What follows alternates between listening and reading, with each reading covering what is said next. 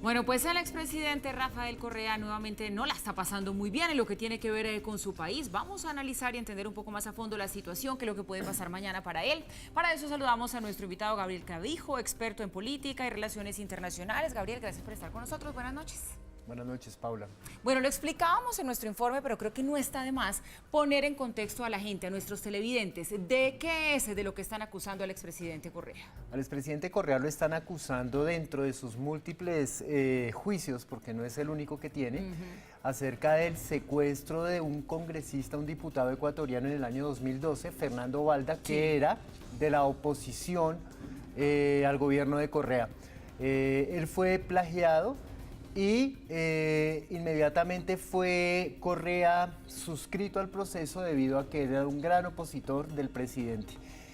Correa tiene esta reputación de callar de una u otra forma a quienes han sido sus contradictores. Entonces, este juicio empieza a moverse dentro de los 12 juicios que le han llevado a cabo, 7 de los cuales ya han prescrito o han fallado a favor de Correa, quedan 5, y este es uno de esos 5. Y en este caso específico de Fernando Valda, ¿qué tantas pruebas se conocen hasta ahora y son públicas y se sabe que existen? Porque usted nos decía, bueno, él hacía oposición, pero él se consideraba un perseguido político. ¿Por qué? Era perseguido político porque él cuestionaba mucho las políticas petroleras de Ecuador en ese momento de exploración petrolera en la región del Lago Agrio, curiosamente, muy cercana a la frontera de Colombia, donde actúa Guacho. Y esto también es correlacional a este problema porque ahí aparece la incubación de los problemas que estamos viviendo ahorita con nuestra frontera sur y la frontera ecuatoriana. Lo que pasa es que la zona del Lago Agrio es una zona de reserva de biodiversidad ecológica protegida por la UNESCO, y Rafael Correa dio autorización a la Exxon y a Texaco para que procedieran a la exploración petrolera. Obviamente eso generó mucho malestar dentro de muchos grupos políticos, incluyendo los verdes o los partidos con tendencias verdes, donde estaba Fernando Valda, y fue secuestrado, fue plagiado más como un plagio de corte político que económico, realmente. Y esa es la acusación que se le hace en este momento al presidente Correa. Bueno, ¿y cómo se decide aquí específicamente? ¿Qué instancia decide aquí? Entiendo esto va a ser mañana, que el expresidente Correa es juzgado o no. Bueno, hay un ala correísta dentro de la Asamblea Nacional de Ecuador y hay un ala opositora. Realmente el ala correísta es quien propende a dilatar el proceso para que no se abra el juicio para Correa. ¿Y qué tan fuerte es esa ala correísta? En este momento no está tan fuerte porque recuerden ustedes que está el gobierno de Lenín Moreno, que también tiene muchos problemas dentro de Ecuador. Entonces el Congreso está completamente fraccionado y no hay unas alas fuertes en este momento en Ecuador. Creo que mañana va a haber una discusión muy álgida y mañana veremos el resultado acerca de si finalmente procede el juicio frente a Correa o no. Pero entonces la última palabra la tiene en este caso la Asamblea Nacional, o podría la Corte Nacional de Justicia decidir si lo llama a juicio o no, independientemente de lo que diga la Asamblea, o no pedir la autorización a la Asamblea. Realmente en Ecuador pasa algo ciertamente parecido en Colombia, y es que se presenta un pequeño o un desequilibrio de poderes públicos. El poder ejecutivo tiene mucha preponderancia frente al poder judicial en Ecuador. Esto hace que en Ecuador las decisiones del poder judicial sean siempre cooptadas por el Ejecutivo, y sobre todo pasaba eso durante el gobierno de Correa, que es algo muy peculiar o una característica muy particular de todos lo que se llaman dictaduras constitucionales. En Ecuador pasaba, en Venezuela pasaba, y bueno, en otros países, posiblemente acá en Colombia o en otros países, puede haber ese desequilibrio de poderes. En ese sentido, entonces, en este momento la Asamblea Nacional tiene la última palabra, es la vocera de la decisión popular.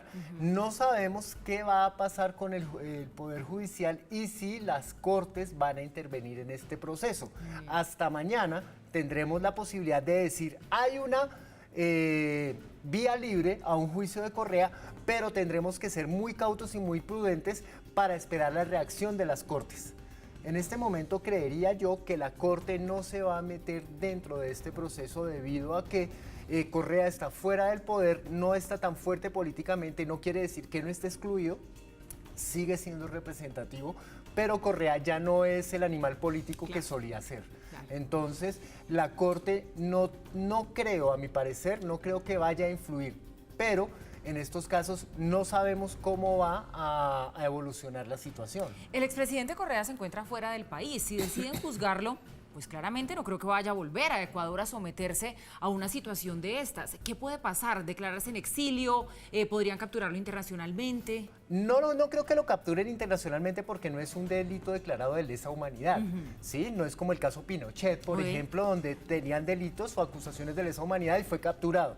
Eso solo vale para los delitos de lesa humanidad que están avalados por la Corte de La Haya. Este es un caso doméstico dentro de Ecuador.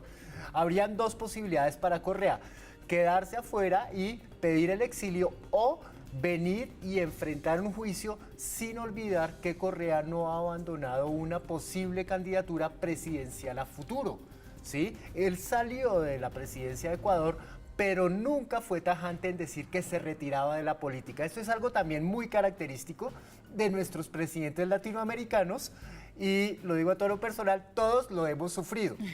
No es para nada beneficioso para una democracia que un expresidente vuelva a la arena política. Un presidente tiene su periodo y ya debe salir, como en una democracia seria en Estados Unidos. Pero mire, ya que usted se mete en estos temas, esta tendencia que estamos viendo, sobre todo en la región, donde los nuevos gobiernos entonces lo que hacen es gobernar con el espejo retrovisor y entonces inculpando y metiendo en rollos penales a quienes fueron los mandatarios anteriores, ¿es sano para la democracia? En este caso, digamos, es la Fiscalía. Esto viene de la Fiscalía en el caso de Ecuador, que es un poder independiente, pero creo que la pregunta es válida. Efectivamente, es sano en la medida en que toda persona pública debe responder si ha violado la ley.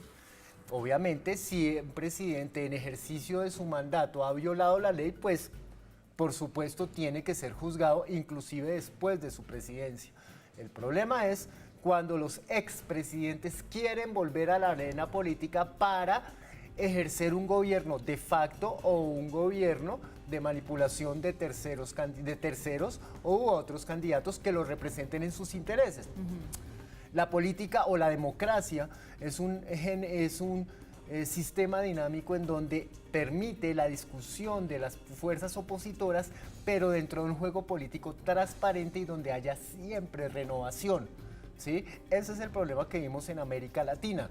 De México hacia el sur, nosotros no tenemos una renovación sana dentro de la política y no le damos espacio a nuevas figuras o a nuevas ideas que oxigenen el juego político. Es casi que un reencauche y la formación de casi unas monarquías familiares que han gobernado nuestros países por años.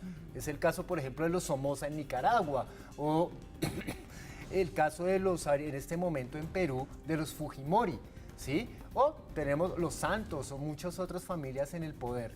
Entonces eso para nada es beneficioso para ninguna democracia. Bueno, pues seguiremos atentos a lo que pasa específicamente mañana con el expresidente Rafael Correa, cuando ya se lleve ese pedido a juicio a la Asamblea Nacional, quien decidirá y tendrá la última palabra, y seguiremos analizando por lo que venga de allí en adelante.